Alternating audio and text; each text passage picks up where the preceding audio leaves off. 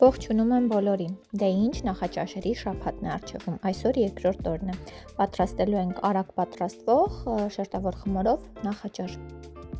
Դե ինչ պատրաստում ենք կրուասաններ, բայց ոչ հաշսարակ, այլ վիչինայով և պանրով։ Շերտավոր խմորը անհրաժեշտ է գրտնագել, մի շերտի վրա քսում ենք կեչուպ, այնուհետև տեղադրում ենք մեր վիչինա, երշիկ, այնինչ կլինի ձեռքի տակ։ Վրայից ավելացնում ենք պանիր, այստեղ տեսնում եք օգնականս օգնում է ինձ այդ գործը կատարել։ Պանիրը առաջ շերտով թռում ենք վիչինայի վրա և իհարկե ծածկում ենք շերտավոր խմորի մյուս շերտով։ Եզրերը ամրացնում ենք լավ և կտրատում ենք եռանկյունաձև։ Ահա այսպիսի եռանկյունիներ ենք ստանում։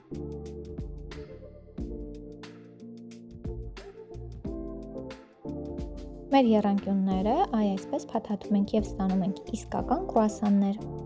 Վրայից քսում ենք ձվի դեղնուց կամ կաթ, որպեսզի լավ կարմրեն մեր կրուասանները և ղարկում ենք ջեռոց 180 աստիճանով մոտ 25-30 րոպե։ Ահա իմ համեղիկները արդեն պատրաստ են։ Դե ինչ կհանդիպենք վաղը մի նոր նախաճաշի տեսանյութով։